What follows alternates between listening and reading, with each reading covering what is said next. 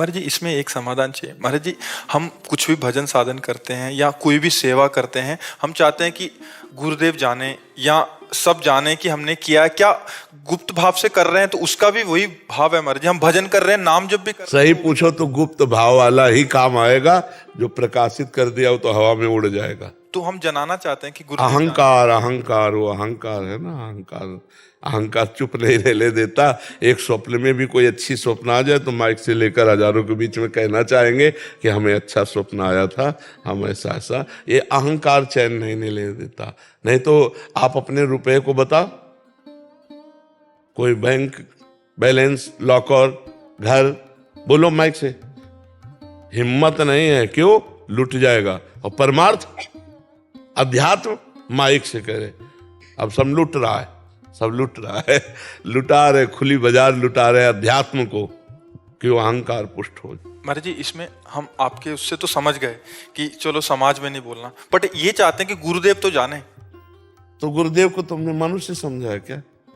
गुरु साक्षात परब्रह्म ऐसे बोला जाता है क्या? गुरुर ब्रह्मा गुरुर विष्णु गुरुर्देव महेश्वरः गुरु साक्षात परब्रह्म तस्मै श्री गुरुवे नमः। जिन्होंने तुम्हें मंत्र दिया है उनको पता नहीं तुम क्या कर रहे हो? फिर गुरु कैसे? फिर तुम शिष्य कैसे? अगर गुरु को सर्वज्ञ न समझे, परमात्मा न समझे तो शिष्य कैसे? और गुरु तुम्हारे को जानते नहीं तो फिर तुम्हारी शिष्यता का मतलब जरूर तुम्हारी शरणागति में कमी, कनेक्शन में कमी। नहीं तो इधर सोचोगे उधर पता चल जाएगा। क्योंकि महाराज जी सोनी कर रहे हैं, क्या गुरुदेव को पता है हम सोनी कर रहे हैं? हाँ, क्योंकि वो वाहवाही चाहते हैं इसलिए। अरे गुरुदेव की कृपा है तभी सोनी कर रहे हो, गुरुदेव की कृपा है तभी नाम जप कर रहे हो, गुरुदेव की कृपा है तभी वृंदावन आए हो, गुरुदेव की कृपा है तभी भगवान के तरफ झुकाव हो रहा है। पता क्या? वो ही कर रहे हैं बैठे बैठे। गुरु तो हृदय में भी बैठे हैं ना।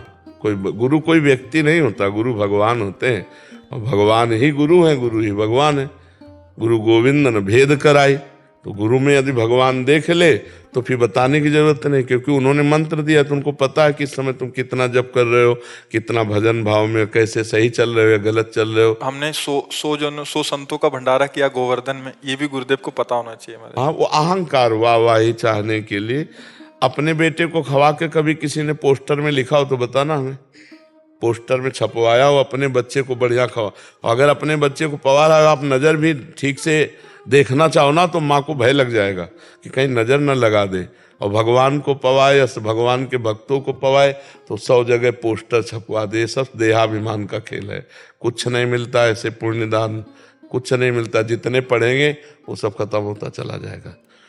संतों को पवा के कोई जान न पावे, तुम पत्तल दोना फेंक के उनकी जूठन पाओ। अगर कोई पूछे अपने संत से मेरे में सामर्थ्य कहाँ है इतनी, हम तो खुद भिक्षुक है भगवान का, मतलब ऐसी गोलमोल कर दे कि कोई जान न पावे, अपना निकल जाए।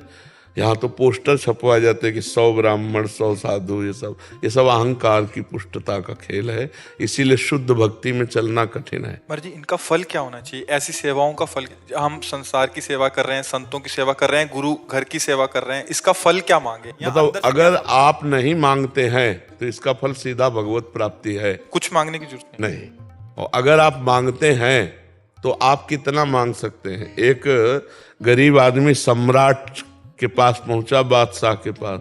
बादशाह ने कहा आज तुम जो मांग लोगे तुम्हें दे देंगे। गणित लगाए, कहा 1 साल का भैंस का भूसा और 1 साल के हम लोगों की रोटी और हम सबके कपड़े। बादशाह ने कहा तुम किससे मांग रहे हो? चक्रवर्ती सम्राट बादशाह से मांग। बोले हुजूर इससे ज्यादा मांगने की हमारी ताकत ही नहीं है। समझ रहे? हम भूसा ही मांग सकते हैं, हम अपने शरीर की बात ये नहीं कह सकते कि हुजूर आजीवन भर की व्यवस्था कर दो। ऐसा भी तो हो सकता है ना। तो एक गांव का गांव दे सकता है, चक्रवर्ती सम्राट है।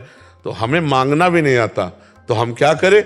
मांगना भी भगवान के ऊपर छोड़ दे कि हमें पता नहीं कि क्या हम मांगे, तो आप ही दे दो जो आपको अच्छा लगे। तो वो जब देंगे तो शुद्ध ज्ञान, शुद्ध भक्ति, शुद्ध प्रेम देंगे।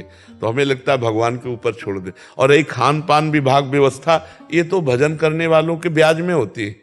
मूल तो बैंक में जमा होता है, मूल में बट्टा नहीं लगता, ब्याज में ये सब होता है। यश वैभव कीर्ति नमस्कार प्रणाम ये सब ब्याज में हो रहा है। अरे भजन कोई छोटी मोटी चीज है, पर लोग ये भजन भी छुपाना नहीं जानते। ये भजन जितना छुपेगा उतना बढ़ेगा और जितना छपेगा उतने नष्ट हो जाएगा। ये बात समझो। अगर आप किसी को चुपचाप ऐसे कोई जान न पावे 1000 रुपया दो, फिर आपके अंदर देखो एक वो होगा अहम, यार ये किसी से तो कहे, तो बोले सुनो वृंदावन गए थे, कहा जाता गुप्त दान करो, हमने चुपचाप मुट्ठी में दिया, और ये बात 50 को बताएगा और कह रहा है गुप्त दान दिया, और फिर क्या कहेगा, देखो कहना नहीं किसी से। अब यही बात 50 को कहेगा और कहेगा हमने गुप्त दान दिया। अब ये है मूर्खता कि गुप्त को स्वयं प्रकाशित कर रहा है। अपने जो पुण्य बल है, पुण्य बल और पाप दोनों कहने से क्षीण हो जाते हैं, पाप भी क्षीण हो जाते हैं। जैसे तुम्हारी कोई निंदा करने लगे, तुम सभा में, महाभागवतों की सभा में स्वीकार करो कि मेरे से, तो क्षीण हो जाएगा। ऐसे पुण्य स्वीकार कर लो तो वो क्षीण हो जाएगा। एक बार महाराज ययाति, महाभारत की कथा है, स्वर्ग में विराजमान थे, तो उनका सब जितने भी यहाँ से जाते हैं स्वर्ग जाएंगे तो उनको एक माला पहनाया जाता है। जिस दिन वो माला मुरझाने लगे तो समझ लेगा कि खोपड़ी के बल उसको गिरना पड़ेगा। तो उनकी माला ही नहीं मुरझाती थी। तो देवराज इंद्र ने पूछा, कहा कि आपने कौन सा दान, कौन सी तपस्या की कि आपके पुण्य नहीं नष्ट हो रहे, बहुत काल से आप, देखो ये गिराने की चाल थी। तो उनका आज तक कोई ऐसा तपस्वी नहीं हुआ जैसा मैंने दान दिया। अब वो शुरू हो गए, मैं बस माला कुमला गया। सोई कहा जाओ सर के बल नीचे गिरो, तुम्हारे सारे पुण्य खत्म हो गए। क्यों? क्योंकि तुमने ऐसा कह दिया, आज तक कोई ऐसा तपस्वी नहीं हुआ। सब तपस्वियों की मर्यादा को नष्ट कर दिया, और तुमने कहा ऐसा दानी नहीं हो, तो बड़े बड़े दानियों के तुमने, तुम्हारा सारा सुकृत मुंह से कहने के कारण नष्ट हो गया। तो वो भी बड़े प्रवीण थे। तो उनका देवराजेंद्र मैं गिर तो रहा हूं, लेकिन एक कृपा कर दो, संतों के बीच में गिरो। तो उनका तथास्तु। तो जो ही ऐसे आ रहे थे तो महाराज शिवी और कई ऐसे महापुरुष थे, अरे उन्होंने कहा तो कोई देवता है जो आकाश से पतित हुआ, तो जितने मेरे पुण्य हैं उन पुण्य के बल से तुम वहीं रुक जाओ। तुरंत पुण्य ट्रांसफर किया, वहीं विमान, कौन है आप? तो उन्होंने बताया मैं महाराज ययाति हूं। आपका पतन कैसे हो गया? बोले अहंकार पूर्ण भाषा बोलने से हमारा पतन हो गया। तो क्या चाहते हो? बोले अब मैं मृत्यु लोक नहीं, पुनः स्वर्ग। तो कहा मैं अपने सारे पुण्य दान करता हूं, तुरंत पहुंच गए। महाराज जी पुण्य भी ट्रांसफर हो जाए, और क्या, क्यों नहीं? अभी चाहो, अभी जिस समय दुर्वासा जी को सुदर्शन चक्र पीछा किए, त्रिभुवन में कहीं शांति नहीं मिली, भगवान ने कहा अम्बरीश जी के पास जाओ। तो अम्बरीश जी ने तुरंत ट्रांसफर किया, कहा आज तक मैंने जो भगवत आराधना की है, आज तक मैंने जो ब्रह्म ऋषियों की आराधना की, संत महात्माओं की सेवा की, उस समय दुर्वासा को देता हूं, हे सुदर्शन चक्र आप शांत, तुरंत शांत हो गए।